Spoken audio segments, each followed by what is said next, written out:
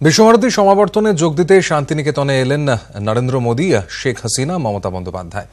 শান্তিনিকেতনে প্রধানমন্ত্রীকে স্বাগত জানান মুখ্যমন্ত্রী।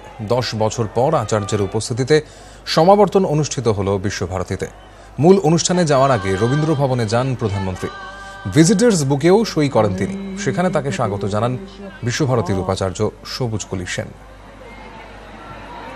Dream in Shantiniketan and Sriniketan was not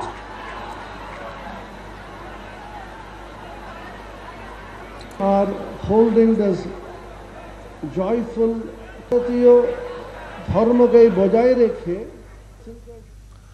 যদি তোর ডাক শুনে কেউ না আসে তবে একলা চলরে। বিশ্বভারতী বিশ্ববিদ্যালয় সমাবর্তন অনুষ্ঠানে আচার্য নরেন্দ্র মোদীর গলায় কবিগুরুর গানের লাইন।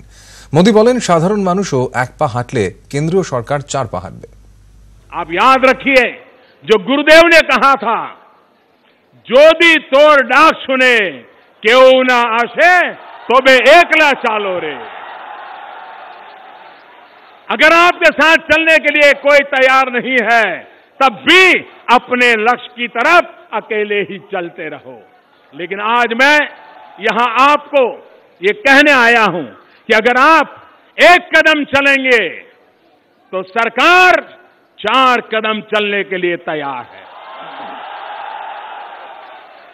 जन भागीदारी के साथ बढ़ते हुए कदम ही हमारे देश की 21वीं सदी में उस मकाम तक ले जाएंगे जिसका वो अधिकारी है, जिसका सपना गुरुदेव ने भी देखा था।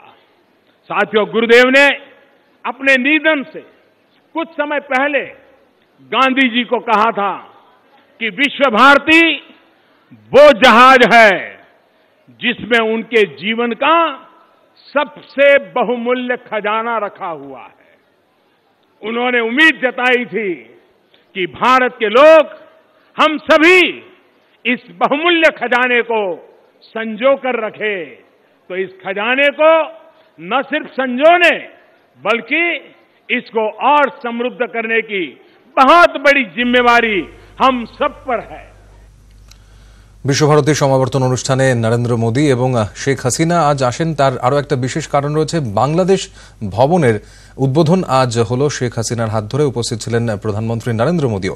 এবং সেই বাংলাদেশ ভবনের উদ্বোধনের পর কি বলেন প্রধানমন্ত্রী শেখ হাসিনা এবং মুখ্যমন্ত্রী মমতা বন্দ্যোপাধ্যায়, শুনে নেব। ভারতবর্ষ এবং বাংলাদেশের সম্পর্ক সেই 1971 সাল থেকে অবিরল, অবিচল, একেবারে পদ্মা, মেঘনা, যমুনার মতো। অনেক জল গড়িয়ে গেছে, অনেক জল বেরোবে, অনেক জল গড়াবে, কিন্তু দুদেশের সম্পর্ক আরও অনেক অনেক ভালো হবে, এটা আমি বিশ্বাস করি। রবীন্দ্র নজরুলকে বাদ দিয়ে বাংলাও যেমন ভাবতে পারে না, ভারতবর্ষও ভাবতে পারে না, বাংলাদেশও ভাবতে পারে না। এই বাংলাদেশ ভবনটা আমি মনে করি এটা একটা তীর্থস্থান হয়ে যাবে আগামী দিন। বিশ্বের একটা বিশ্ব বাংলার একটা বড় প্রাণকেন্দ্র হয়ে যাবে। কারণ বাংলাদেশ এবং ভারতবর্ষের যে নিবিড় সম্পর্ক, সেই সম্পর্ক সুদৃঢ় করতে শান্তিনিকেতন যে কাজ করেছে, বিশেষ করে বিশ্বভারতী, আমি তাদের অনেক অনেক ধন্যবাদ জানাই। আমরা বঙ্গবন্ধুর নামেও একটা বঙ্গবন্ধু ভবন করতে চাই। এটা ইন্ডিয়া বাংলাদেশ কথার মধ্যে যখনই আমাদের দেবেন সুযোগ আমরা করব। মানুষের মুক্তি, আমাদের রবীন্দ্রনাথের কবিতায়ও কিন্তু মানুষের মুক্তির কথা বারবার তিনি বলেছেন। কাজী আমরা সেই মানুষের মুক্তির জন্যই কিন্তু আমাদের রাজনীতি, সেই মুক্তির জন্যই আমাদের সংগ্রাম। আমি প্রধানমন্ত্রী হিসেবে শুধু না, জাতির পিতার কন্যা হিসেবেই আমি মনে করি আমার দায়িত্ব আমার দেশের মানুষের সর্বাঙ্গীন কল্যাণ সাধন করার সাথে সাথে আমরাও চাই যে যারা আমাদের মহান মুক্তিযুদ্ধে সাহায্য করেছে, পাশে দাঁড়িয়েছে, ঠিক বলতে গেলে সেই সময় তাদের খাদ্য তারা ভাগ করে আমাদের শরণার্থীদের সাথে খেয়েছে, তাদেরও আমি কল্যাণ কামনা করি এবং সকলে মিলেই আমরা এই অঞ্চলটাকেই সুন্দরভাবে গড়ে তুলি একটা সৌহার্দ্যপূর্ণ পরিবেশে, সেটাই আমরা চাই।